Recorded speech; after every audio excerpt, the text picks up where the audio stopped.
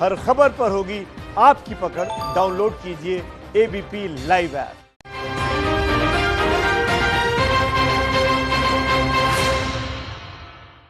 तो भारत की बात में आत्मनिर्भर भारत की बात और उसे बनाने के लिए शुरू हुई जद्दोजहद की बात।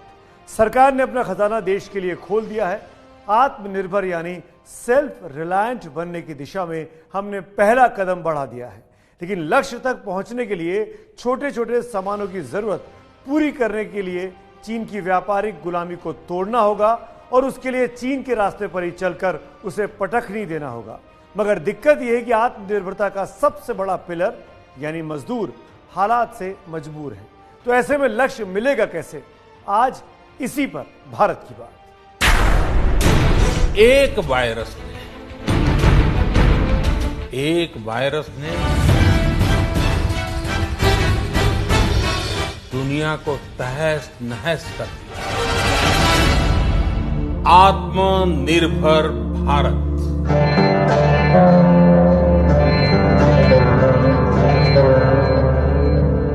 भारत भूमि जब आत्मनिर्भर बनती है तब उससे एक सुखी समृद्ध विश्व की संभावना भी सुनिश्चित होती है। हर रात के बाद सुबह तो जरूर होगी। जैसी भी परिस्थितियां हैं, हमें हमेशा अच्छी की उम्मीद करनी है। This whole initiative is called as Atmanirbhar Bharat Abhiyan. एषः पंथः यानी यही रास्ता है आत्मनिर्भर भारत। मतलब भी यही, मकसद भी यही कि आत्मनिर्भर बनना है और देश को बचाना भी है, आर्थिक तौर पर बढ़ना भी है और कोरोना से लड़ना भी है और इस दो तरफा युद्ध में हिंद की सरजमी को जीतना भी है। हम ठान लें तो कोई लक्ष्य असंभव नहीं, कोई राह मुश्किल नहीं।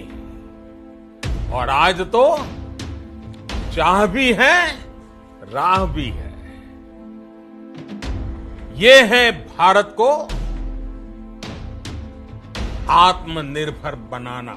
और हिंदुस्तान आपदा को अवसर बनाने में जुट भी चुका है। 20 लाख करोड़ के पैकेज का ऐलान भी हुआ है, लेकिन साथ में कुछ सवाल भी चल पड़े हैं कि आखिर आत्मनिर्भर भारत में ऐसा क्या होगा जो अब तक नहीं था। आखिर आत्मनिर्भर भारत में ऐसा कैसे होगा जो अब तक नहीं हुआ, और आत्मनिर्भर होने के लिए हमें क्या क्या करना पड़ेगा। हर भारतवासी को अपने लोकल के लिए वोकल बनना है। लोकल के लिए वोकल बनना है। न सिर्फ लोकल प्रोडक्ट्स खरीदने हैं, बल्कि उनका गर्व से प्रचार भी करना है। 20 लाख करोड़ रुपए का एक पैकेज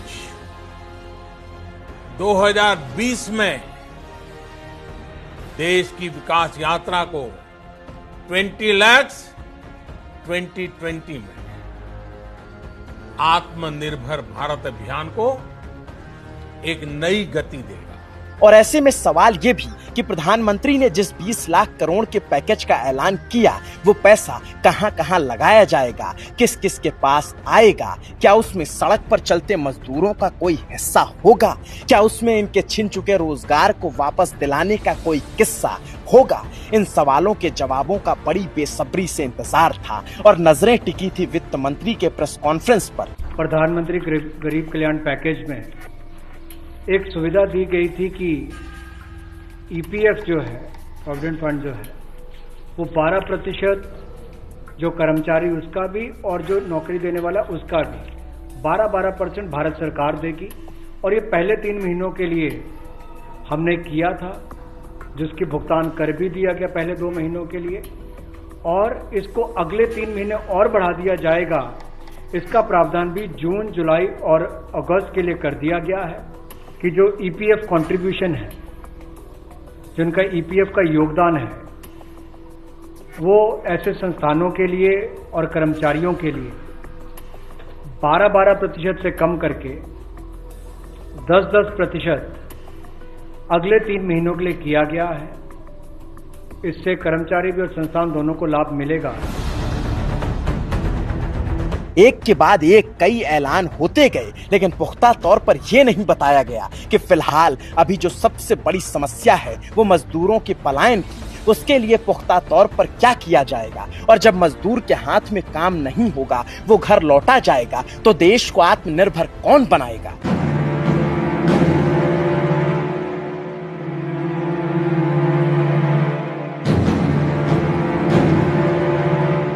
क्योंकि आत्मनिर्भर होने के लिए सबसे जरूरी है कि चीन के व्यापारिक चंगुल से निकला जाए, उसके सामानों पर लदी हमारी निर्भरता को हटाया जाए। और इस कोरोना की आपदा ने सच में हिंदुस्तान को अवसर तो दिया है। So far I have gotten nothing, absolutely nothing. क्योंकि कोरोना की कालिख मुंह पर लगने के बाद चीन को हर कोई घुटने पर लाना चाहता है। अमेरिका तो चीन को कायदे से समझाना चाहता है। और इसी कड़ी में अमेरिका की 1000 बड़ी कंपनियां चीन से बाहर निकलना चाहती हैं। कोशिश है कि उन 1000 कंपनियों को हिंदुस्तान लाया जा सके, क्योंकि चीन जैसी जमीन और मजदूर सिर्फ हिंदुस्तान में मुहैया कराया जा सकता है। क्योंकि हमारी ही आबादी चीन के लगभग बराबर है, लेकिन जब मजदूर नहीं होगा तो कंपनियां आ भी गईं तो काम कौन करेगा। क्योंकि मजदूर की कीमत होती क्या है, यह आज हमें चीन की कहानी से ही समझना पड़ेगा। क्योंकि कोरोना के लिए हम चीन को चाहे जितना कोस लें, लेकिन अगर प्रधानमंत्री के कहे मुताबिक हिंदुस्तान को आत्मनिर्भर बनना है तो चीन से ही सीखना पड़ेगा। कम समय में कोरोना के संघर्ष के बावजूद हिंदुस्तान बुलंदी तक तो पहुंच सकता है, लेकिन उसे चीन की राह पर ही चलना पड़ेगा। क्योंकि अर्थव्यवस्था के क्षेत्र में जो चीन ने किया वो काम नहीं, कारनामा है।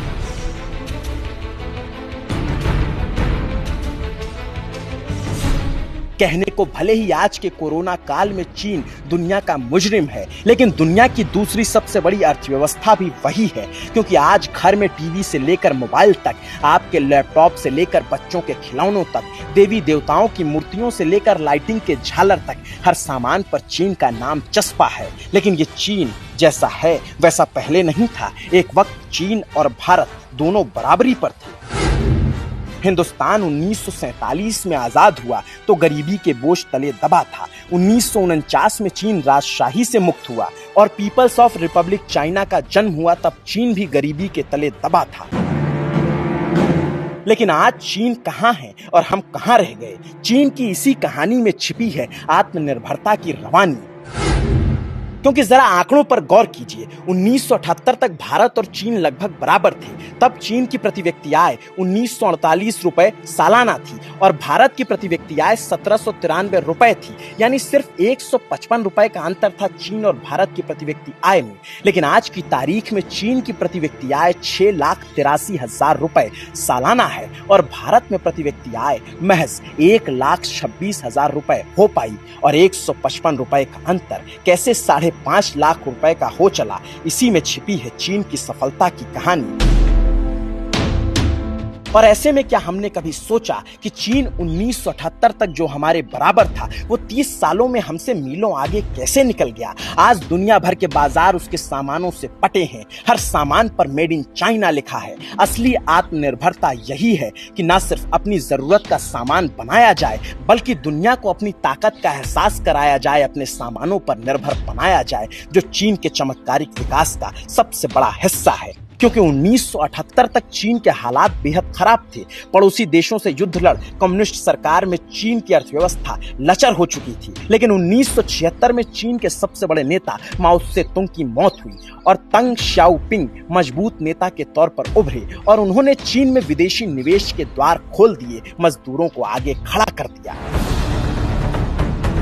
और करोड़ों की जिस आबादी को चीन के लिए बोझ माना जाता था, उसी को चीन ने अपनी ताकत बना लिया। सस्ते दाम पर मजदूरों का लालच देकर विदेशी कंपनियों को चीन बुलाया और व्यापार का अनुकूल माहौल बनाया। नतीजा ये हुआ कि दुनिया भर की कंपनियों ने चीन में निवेश किया और विदेशी पूंजी पाकर चीन माला माल हो उठा।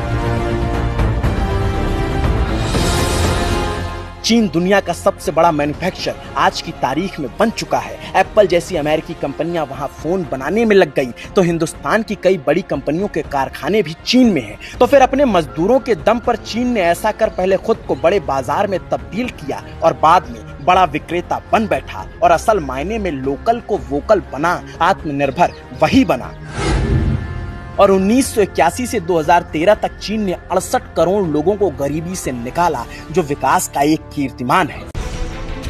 लेकिन चीन ने वो सब कुछ अपने मेहनतकश मजदूरों के दम पर हासिल किया, और आज कोरोना काल में फिलहाल हिंदुस्तान के मजदूरों का हाल है क्या, वो किसी से छिपा नहीं है। खाने के लाले हैं, रोजगार पर ताले हैं, लाखों करोड़ों मजदूर भविष्य से बेखबर हैं, खुद ब खुद दरबदर हैं, अपनी सांसों के लिए, अपनी भूखी आंतों के लिए अपने ही पैरों पर आत्मनिर्भर होकर चल पड़े हैं।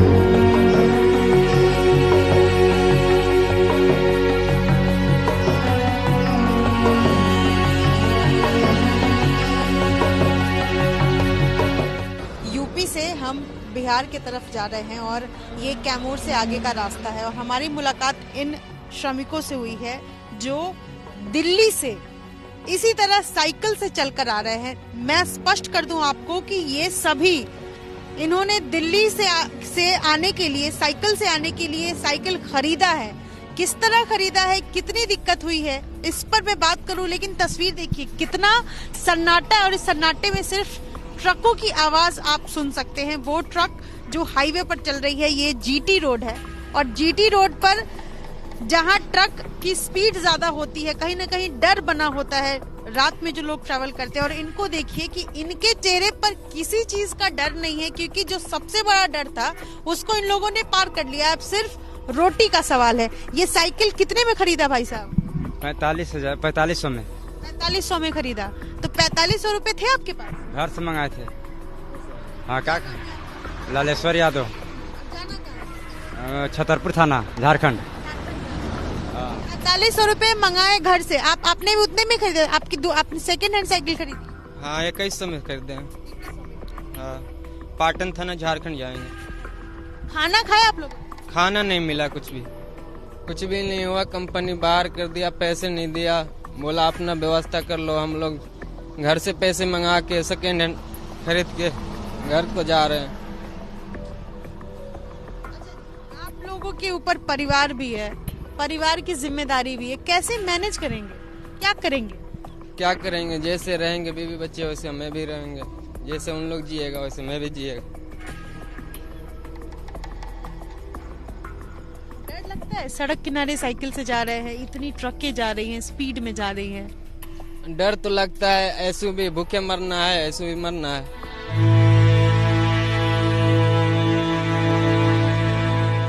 यूं तो सरकारी फाइलों में गांव का मौसम बड़ा गुलाबी है, लेकिन ये तस्वीरें कहती हैं उनके आंकड़े, उनके दावे किताबी हैं, क्योंकि सरकारी अधिकारियों ने जो अनुमान लगाया था उससे कहीं ज्यादा गरीबी गड़ी है हमारे हिंदुस्तान की माटी में। और जो लोग लॉकडाउन में 50 दिन के बाद सड़कों पर है, उनकी संख्या भी सामान्य सोच से कहीं ज्यादा। और एक तरह से सच में यही बड़े आत्मनिर्भर हैं, क्योंकि ये अपने पैरों पर चल पड़े हैं। आप लोग कहाँ जाने के लिए? सागर मध्य प्रदेश। हाँ, जाएंगे छोटे छोटे बच्चों को लेकर? क्या करें, मजबूरी है। 2 महीना प्रदूषण में बैठे रहे, अब बैठे, अब क्या करें, तो जाओ, घर तो जाना ही पड़े। ट्रेन से नहीं, ट्रेन आप लोगों को पता है चल रही है? ट्रेन कुछ नहीं है, ट्रेन फिर कोई पता नहीं है कि है क्या नहीं है। पैदल जा रहे हैं आप लोग? पैदल जा रहे हैं। सागर मध्य प्रदेश तक आप लोग पैदल जाएंगे? हाँ, पैदल जाएंगे, पैदल ही जाएंगे। कितने लोग हैं आप लोग साथ में? हम लोग ये लो सारे बंदे, सारे हम 18 हैं, 17-18 हैं।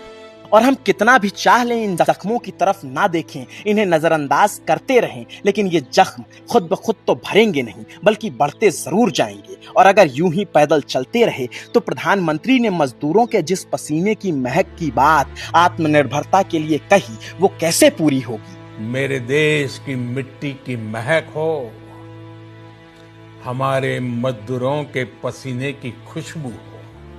तो आत्मनिर्भर बनने के लिए सबसे पहले मजदूरों के माथे से निकले पसीने की महक को माटी में मिलने से रोकना होगा, जो चलते चलते मिला जा रहा है। क्योंकि कांधे पर जिंदगी का बोझ लादे मीलों ये चलते जा रहे हैं, और जब इन मजदूरों के हाथ में काम नहीं होंगे तो फिर देश के आत्मनिर्भरता के पहिए का चक्का घुमाएगा कौन? देश को आत्मनिर्भर बनाएगा कौन?